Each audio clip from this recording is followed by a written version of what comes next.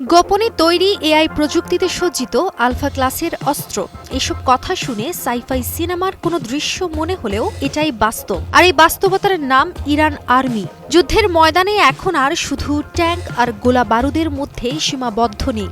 আধুনিক যুদ্ধ এখন ডেটা ও কৃত্রিম বুদ্ধিমত্তার হাতে বন্দী। আর এই নতুন বাস্তবতায় চমক নিয়ে হাজির ইরান।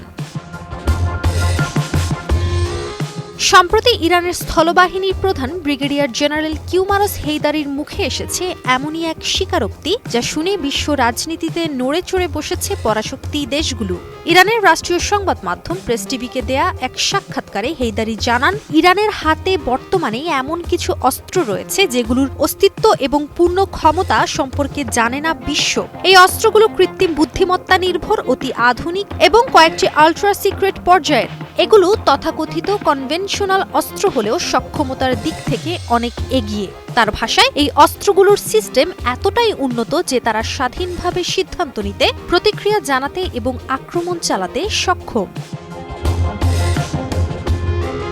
বিশ্লেষকরা বলছেন, হেইদারির এই ঘোষণার রাজনৈতিক তাৎপর্যও অনেক গভীর, কেননা এটি এমন এক সময় সামনে এলো যখন ইরান ও যুক্তরাষ্ট্রের মধ্যে চলছে পারমাণবিক চুক্তি নিয়ে উত্তেজনা। একই সঙ্গে ইসরায়েল ও পশ্চিমা শক্তির সাথে সংঘাতের শঙ্কাও রয়েছে। তাই বিশ্লেষকরা বলছেন, এটা শুধুই ইরানের সামরিক বাহিনীর প্রযুক্তিগত অগ্রগতির ঘোষণা নয়, বরং সরাসরি এটি একটি কূটনৈতিক বার্তা। হেইদারি আরও জানিয়েছেন, ইরান এখন আর সেই ৮০-র দশকের ধীরগতির বাহিনী নয়। ইরাকের সাথে দীর্ঘ যুদ্ধে অভিজ্ঞতা অর্জনের পর এখনকার ইরানি স্থলবাহিনী হয়ে উঠেছে আরও গতিশীল, আধুনিক এবং স্মার্ট ফোর্সে। তিনি জানান, ইরানের বাহিনী এখন যে কোনো সময় যে কোনো সীমান্তে দ্রুত গতিতে মোতায়েন হতে পারে। তাদের প্রতিটি ইউনিট বর্তমানে আক্রমণ ও প্রতিরক্ষার জন্য সর্বোচ্চ সক্ষমতা সম্পন্ন। তবে শুধু প্রযুক্তি নয়, সীমান্ত নিরাপত্তার দিক থেকেও ইরানের বাহিনীতে চলছে বড় পরিসরে কৌশলগত পুনর্বিন্যাস। ইরানের পুরো সীমান্ত জুড়ে ইতোমধ্যেই মোতায়েন করা হয়েছে 10টি বিশেষায়িত ডিভিশন। তাদের লক্ষ্য পুরো সীমান্ত জুড়ে গোয়েন্দা তৎপরতা ও নিরাপত্তা নিশ্চিত করা। যদিও এই বিষয়ে হেইদারির স্পষ্ট বার্তা, এই মোতায়েনের অর্থ এই নয় যে সব হুমকি শেষ, বরং এটা এক ধরনের প্রতিরোধমূলক ব্যবস্থা। এখানেই শেষ নয়, গত 3 মাসে ইরান দেশের পূর্ব, পশ্চিম আর উপকূলীয় অঞ্চলে চালিয়েছে 3টি বৃহৎ সামরিক মহড়া। এমনকি সাইবার যুদ্ধের নতুন যুগে পা রেখে ইরান গড়ে তুলেছে একটি হাইটেক সাইবার ইউনিট, যাদের প্রযুক্তিগত সক্ষমতা বর্তমানে আন্তর্জাতিক মানের। এ বিষয়ে হেইদারি নিশ্চিত করেছেন, ইরানের স্থলবাহিনী এখন সাইবার হামলা প্রতিরোধে সক্ষম বিশেষ ইউনিট পরিচালনা করছে। এসব ইউনিট আধুনিক প্রযুক্তিতে প্রশিক্ষিত এবং উচ্চতর সক্ষমতা নিয়ে মাঠে কাজ করছে। আন্তর্জাতিক বিশ্লেষকরা বলছেন, ইরান হয়তো ইঙ্গিত দিতে চাচ্ছে পরমাণু বা ক্ষেপণাস্ত্র নয়, আগামী যুদ্ধ হবে তথ্যের, নিয়ন্ত্রণের এবং প্রযুক্তির, আর সেখানে প্রস্তুত ইরান।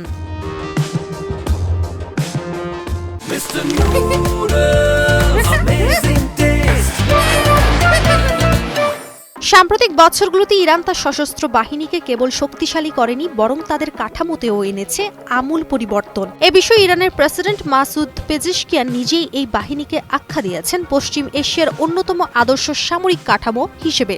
তিনি জানান, ইরানের সেনাবাহিনী কখনোই তাদের ঐতিহাসিক কাঠামো থেকে বিচ্যুত হয়নি, বরং তারা প্রমাণ করেছে এই অঞ্চল জুড়ে ইরান এখন একটি নিরঙ্কুশ শক্তি।